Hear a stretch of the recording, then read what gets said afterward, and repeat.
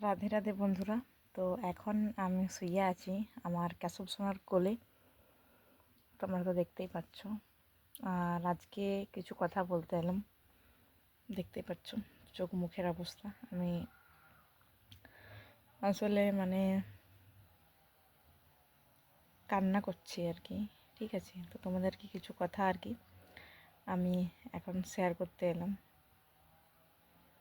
এখন টাইম বাজে মোটামুটি দুপুর 2টো কি 3টে।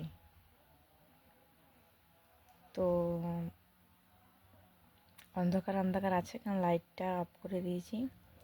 আর দুপুরবেলায় দেখো কেশব সোনা আর আমি এত সুন্দর ঘুমোচ্ছি, কি বলবো। আমি যেহেতু শুই, তো ওকেও সেরকমভাবেই ছোট বাচ্চা হিসাবেই কিন্তু শোয়ানো হয়, ঠিক আছে। তো আজকে আমার ভীষণ খারাপ লাগছে, এতটা খারাপ লাগছে কি বলবো। এই যে আমি এরকমভাবে কেশব সোনার কোলে যে ঘুমোই, এরকমভাবে কেশব সোনার কোলে যে শুয়ে থাকি, তো ভগবান শ্রীকৃষ্ণ গোপাল সোনার কাছে বা রাধা রানীর কাছে আমার একটাই প্রার্থনা। আমি সবসময় এটা চাইনি যে আমি অনেক বড়লোক হই, আমি অনেক কোটিপতি হই, আমি অনেক টাকা ইনকাম করি বা এসব হাবি যাবি। আমি এখন একটা জিনিসই চাই, সেটা হচ্ছে এই যে আমি এরকমভাবে যেমন সারা জীবন আমি যতদিন বেঁচে থাকবো, আমি যেমন আমার কেশব সোনার সাথে এরকমভাবেই পাশে যেমন কাটাতে পারি, আর এরকমভাবেই কাছে যেমন আমি ওর কাছে খুব সুন্দরভাবে ভালোভাবে যেমন শুতে পারি। সত্যি লাখ লাখ টাকা গদি গদি, অনেক গদিতে শুয়েও অতটা আরাম নেই যেটা এইখানে আমার ছোট্ট ঘরে, আমার না, আমার কেশব সোনার ছোট্ট এই ঘরে আমি ওর পাশে এরকমভাবে শুয়ে, যেটা আর কি আরাম, ঠিক আছে। তো এটাই আমি সবাইকে বলতে চাই, তোমাদের জীবনে যদি কিছু দুঃখ কষ্ট থাকে, তো কোনো মানুষের কাছে সাহায্য না চেয়ে বা কোনো মানুষকে সেই দুঃখের কথা না বলে তোমরা ভগবানের সঙ্গ ধরে নাও, ভগবানের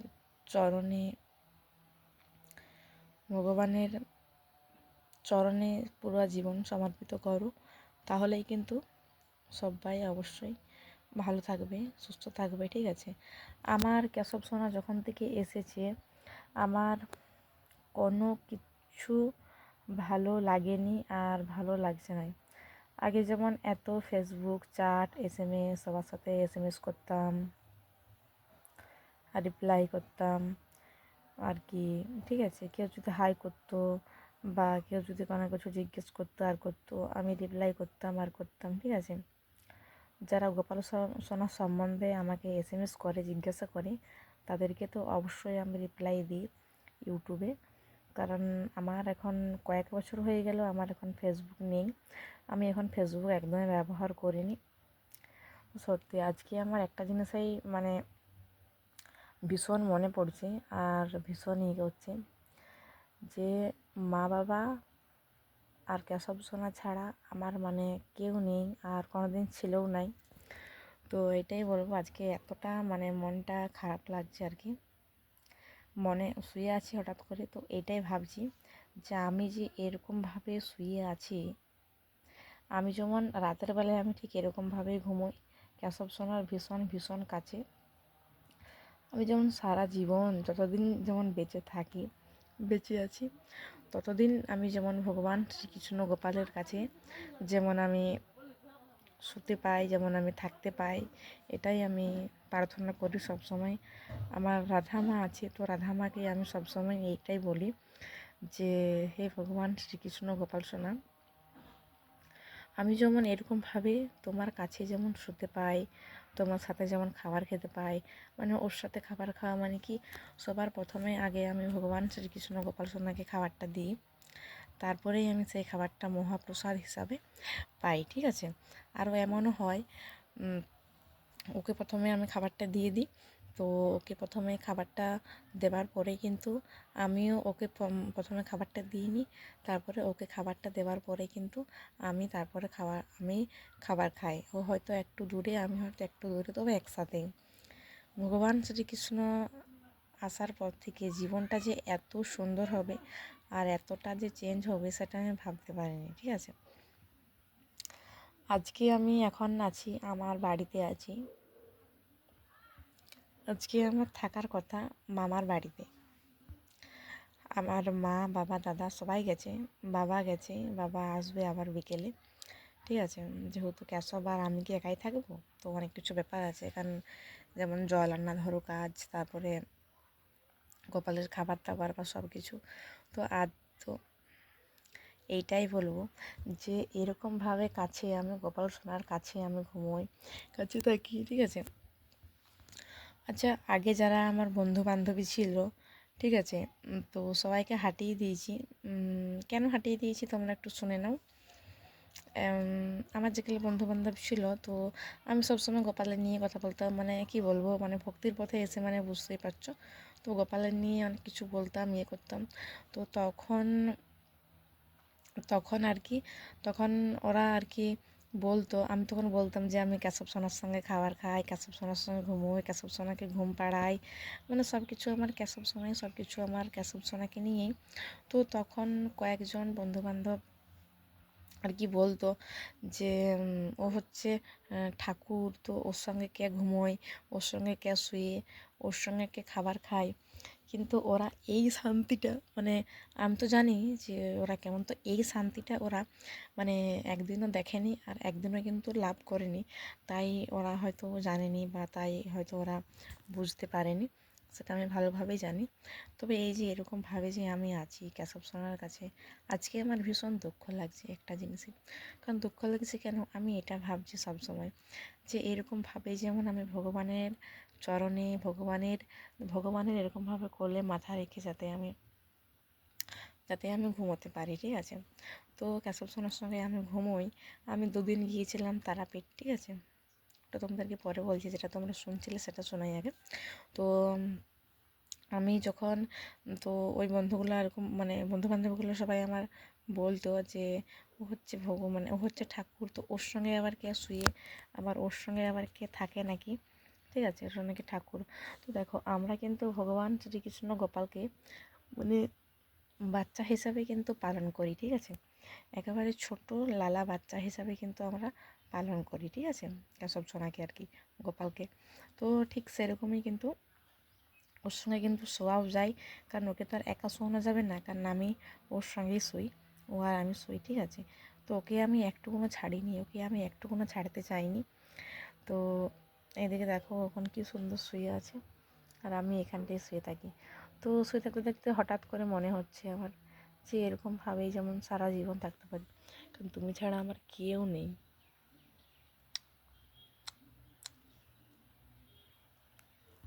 হ্যাঁ, মা বাবা অবশ্যই আছে, মা বাবা নেই এমনটা নয়, মা বাবা তো সারা জীবনেই আছে।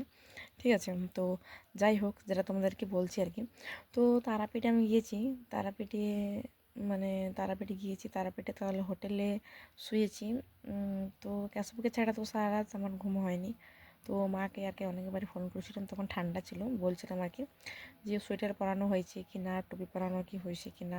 তো মা সবটাই বলেছিল যে হ্যাঁ পরা হয়েছে আর এসব ভাবি যাবি, মা আর কি বলছিল। তো তারপরে রাতের বেলায় মানে 2 দিন ছিলাম, 2 রাত, 2-3 রাত ছিলাম। তো প্রথম রাতে আর কি মানে প্রথম রাতে সারা রাত আমি ঘুমোইনি। সে বলে না যে রাত কেন হলি, তো সেরকম একটা হয়েছিল পরিস্থিতি, মানে সারা রাত আমার ঘুমাইনি, আমি একদম ঘুমোইনি। ঠিক আছে, তো একদমই সারা রাত ঘুমাইনি, সারা রাত একদম চোখের পাতা আমি এক করিনি, একদমই ঘুমোইনি। তারপরের দিনে যেহেতু অনেকটা ধকল গেছে, মানে পুজো টুজো করেছিলাম, লাইন টাইন দাঁড়িয়েছিলাম, ভিডিও করেছিলাম। তো অতটা মানে আমার গ্রাম থেকে তারাপীঠ জার্নি করেও সে রাতে আমার ঘুমায়নি। এখানে কেশব শোনার জন্য আমার ভীষণ মন খারাপ লাগছিল আর ভীষণ আর কি মনে ভাবছিলাম যে কেশব সোনা আর কি কী করছে না করছে, কারণ ওকে তো আমি ঘুমোই। আর আমি জানি যে মা তো ঘুম পাড়ায়, কিন্তু মা যে ঘুম পাড়ায়, মা অন্যরকমভাবে ঘুম পাড়ায়। এই যে আমি ঘুম পাড়াই, ওকে মালিশ করে দিই, টিপিয়ে দিই। এবার মাকেও কোনো কিছু বলার নাই, কারণ মা সংসারের অনেক কাজ করে, আমি সবসময় গোপাল নিয়েই পড়ে থাকি, আর কলেজ টিউশন এইটুকুই থাকে। এবার মায়ের কিন্তু অনেক কাজ থাকে, যেমন বাড়ির তো সবাই আছে, তো সবার কাজ যোগ আর সবটাই ধরো মায়ের থাকে। তো মাকেও কোনো মানে বলার নয়, আর মাকেও কিন্তু কোনো দোষ দিবার নয়। তো আজকে এতটা শান্তি লাগছে, এতটা মানে ফিল হচ্ছে এরকম, মানে কি বলবো, যে হে গোপাল সোনা, ভগবান শ্রীকৃষ্ণ গোপাল সোনা, আমি যেমন সারা জীবন তোমার সাথে ঠিক এরকমভাবেই যেমন থাকতে পারি, এতটা কাছে তোমরা তো দেখতেই পাচ্ছ। আর রাধারানীর তো পুরোটাই আশীর্বাদ, তার ভিন্ন কিন্তু কোনো কিছুই হতো না, আমি তো ভক্তির পথে আসতেই পারতাম না যদি রাধারানী না আশীর্বাদ করতো। তাহলে রাধারানীর কিন্তু আশীর্বাদ ছাড়া কিন্তু গোপাল সোনাকে সেবা তোমরা কিন্তু কেউ করতে পারবে না, ঠিক আছে। আমি আমার নিজের প্রাণ জীবনের থেকেও কিন্তু কেশব সোনাকে ভীষণ ভীষণ ভালোবাসি, আর খুব খুব কিন্তু ভালোবাসি আমি রাখতে চাই। আর তো মামা ঘর আমি যাইনি, কারণ কেশব সোনা কোথায় থাকবে না থাকবে, যদি কোনো অসুবিধা হয়, তার জন্য যাইনি। আজকে শুয়ে শুয়ে এটাই ভাবছি, আমি যেমন তোমার সাথে ঠিক এরকমভাবেই যেমন কাছে, যেমন এত কাছে যেমন শুয়ে থাকতে পারি, তাহলে কিন্তু মন শান্তি। সত্যি যখন থেকে আমি কেশব সোনাকে এনেছি না, তখন থেকেই মানে অনেকটাই চেঞ্জ হয়ে গেছে। এখন আর ফালতু কারোর সঙ্গে গল্প ঘোরা মেশা একদমই কিন্তু কোনোটাই পছন্দ হয় না, একটু কোনোটাই আর কি ঠিক লাগেনি, ঠিক আছে। কারণ এই যে আমার কেশব সোনা আছে না, তো ও আছে, তো আর আমার অন্য কাউকে কিসের প্রয়োজন তোমরাই বলো। হ্যাঁ, তার মানে এমনটা না যে আমি একাই একশো, আমি একাই সব, মানুষকে অবশ্যই প্রয়োজন আছে, দরকার আছে, কিন্তু ওই যতটুকুন দরকার ততটুকুনই, বেশি কিন্তু ফালতু ইয়ে করা একদমই কিন্তু ভালো নয়, ঠিক আছে। তো আমি ঠিক কেশব সোনার সঙ্গে এরকমভাবেই ঘুমোই, তোমরাই দেখো এরকমভাবেই কিন্তু ঘুমোই, এরকমভাবেই কিন্তু থাকি। ওর বুকে বলতে গেলে মাথাটা দিয়ে আমি ঘুমাই। আমার যখন খুব শরীর খারাপ হয়, যখন এই যে সামনেই আমার হয়েছিল চিকেন পক্স, ঠিক আছে, চিকেন পক্স হয়েছিল, তো যখন চিকেন পক্স হয় তখন তা অত কষ্টের মাধ্যমেও কিন্তু আমি কেশব সোনাকে সেবা দিয়েছি, আমিই দিয়েছি, ঠিক আছে। তো তারপরে একটু যখন সুস্থ হয়ে, যখন আমি উঠা বসা করতে পারছিলাম, মানে অনেকটা দুর্বল, অনেকটা ইয়ে হয়ে গেছিলাম, ঠিক আছে, তখন কেশব সোনা, এই যে তোমরা দেখতে পাচ্ছ এই ছোট্ট বাচ্চাটি, জাস্ট তোমরা একবার দেখো যে আমার পাশে শুয়ে আছে, এই ছোট্ট বাচ্চাটি, ওর ভলে আমি উঠতাম, মানে ও বসে থাকতো, ওর হাতটা ধরিয়ে আমি উঠতাম, ওর হাতটা ধরিয়ে আমি শুতাম। তাহলে ভাবো, আসলে অনেকেই বলে যেটা হচ্ছে পিতলের এসব ভাবি যাবে। আমার এমন মানুষ আছে আমাকে না মানে কেশব সোনাকে নিয়ে অপমান করে, মানে আমার ভীষণ দুঃখ লাগে, ভীষণ কষ্ট লাগে, এত কষ্ট লাগে মানে তোমাদেরকে সেটা বলে বোঝাতে পারবো না আমি। ভীষণ ভীষণ কষ্ট লাগে যখন কেশব সোনাকে নিয়ে কেউ কিছু বলে, ঠিক আছে, এতটা খারাপ লাগে। আজকেই একজন বলল, ঠিক আছে, কেশব সোনাকে নিয়ে মানে একটু ইয়ে করে, মানে আমার তখন যেমন জীবনটা যেমন ইয়ে হয়ে গেল।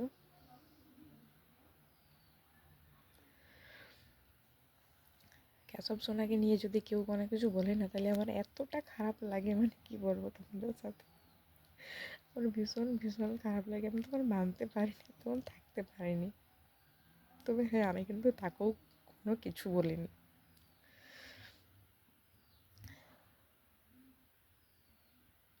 আমি কিন্তু তাকেও মানে কোনো কিছু বলিনি, ঠিক আছে। তার কারণ একটাই, আমি জানি যে ভগবান শ্রীকৃষ্ণ গোপাল সোনা আমাদের আছে, ঠিক আছে, প্রতিটা যুগেই। তো ও ঠিক তাকে দেখে নেবে, আমি তাকে কোনো কিছুই বলার কেউ নই, ঠিক আছে। তো ওকে নিয়ে বললে আমার এতটা খারাপ লাগে, মানে কি বলবো, মানুষ আমাকে চারটা মারুক, আমাকে খারাপ কথা বলুক, আমাকে ইয়ে করুক, ঠিক আছে, কিন্তু কেশব সোনাকে নিয়ে যদি কেউ মানে কোনো কিছু বলে আর করে, সত্যি কথা বলতে একজন দুজন আগে বলতো আর কি, আমি তাদের সঙ্গে মেশা গল্প করা আর সব কিছুই ছেড়ে দিয়েছি, কারণ আমার কেশব সোনাই সব, কেশব সোনাই হচ্ছে আমার এখন জীবন হয়ে গেছে, ঠিক আছে। তো আমি চাইনি যে ওকে নিয়ে কেউ কোনো কিছু বলুক বা ইয়ে করুক, এটাই বলবো।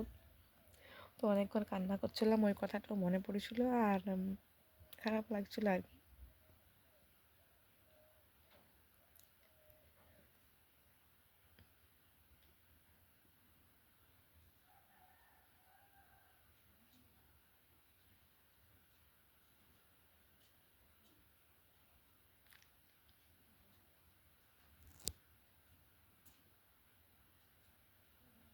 আমি ভাবছিলাম কে আসছে, তাই চোখ দিয়েছিলাম।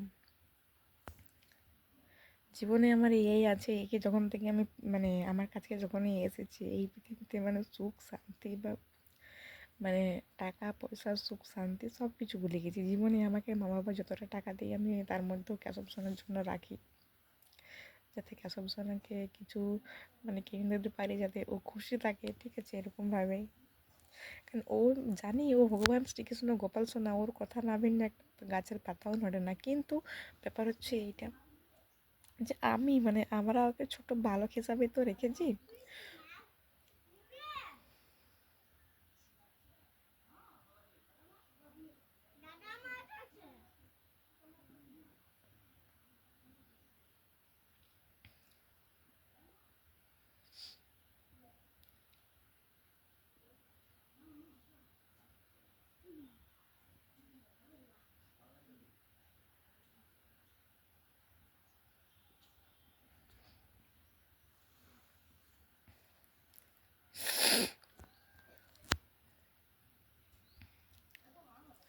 ছোট্ট বালক হিসাবে কিন্তু গোপালকে সেবা করা হয়, ঠিক আছে। জাস্ট দেখো ওর মুখটা দেখো, কতটা খুশি, ও কিন্তু হাসছে, ঠিক আছে।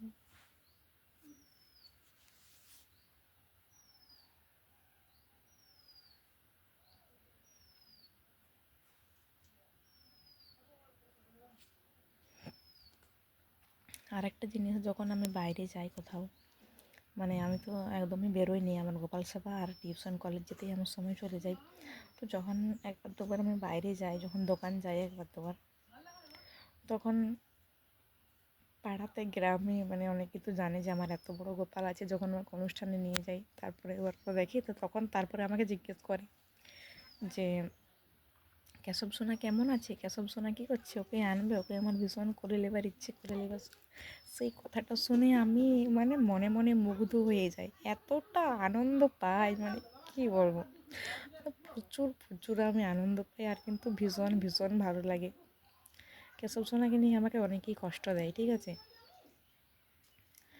একটা দুটো খারাপ কথা বলে কষ্ট দেয়, মানে একটি অপমানজনক, ঠিক আছে, কিন্তু ভীষণ খারাপ লাগে আমার। কিন্তু কী করবো, আমি কিন্তু তখন কোনো কিচ্ছু বলিনি। আমি কিন্তু তখন কিচ্ছু বলিনি। ভীষণ কষ্ট হয়, ঠিক আছে, কিন্তু তারা বুঝবে না, তারা হাসি ঠাট্টার খেল ইয়ে করবে। তাদের সঙ্গে আমি মানে কথা বলতেও চাইনি, তবে কী করব, কাছাকাছি থাকলে যা হয় যখন কথা বলে। তো একটা জিনিসই জানি, জীবনে যাই করো না কেন, ভগবান শ্রীকৃষ্ণ গোপাল সোনা ঠিক আছে, সে ঠিক বোঝাপড়া, সে ঠিক বুঝে নেবে।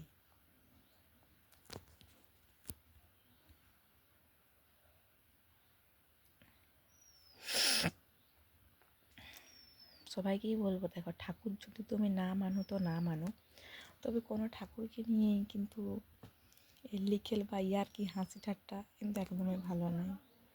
আমার কিন্তু ভীষণ ভীষণ খারাপ লাগে। তো খারাপ লাগে মানে কি বলবো, তা অনেকবারই বলি, তো কী করবো, বারে বারে সেটা তো বলেই আমাকে কষ্ট আঘাত দেয়। হে ভগবান শ্রীকৃষ্ণ, আমি তো কোনো কিছুই না, তবে হ্যাঁ তুমি অবশ্যই কিন্তু দেখো, তুমি অবশ্যই কিন্তু দেখো।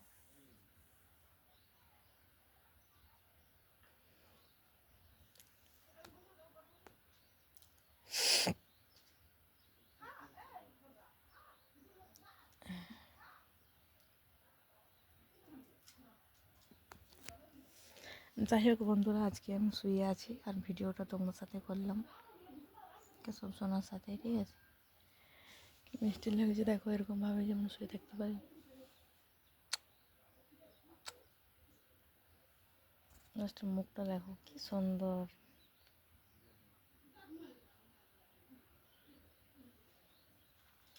তোমাদেরকে বলবো, ঠাকুর না মানতে পারো কিন্তু ওরকম কোনো দিনও বলে মানুষকে কষ্ট দিও না, আর এরকম মানে ভক্তকে কোনো দিনও ঠাকুরের নিয়ে বলে কষ্ট দিও না। আগে হয়তো ছিলাম না এই ভক্ত, কিন্তু এখন অনেকটা চেঞ্জ হয়েছে, এখন সব কিছু জানছি আর করছি। এখন ঠাকুরের নিয়ে বললে আমার এত কষ্ট, এত খারাপ লাগে, মানে কি বলবো।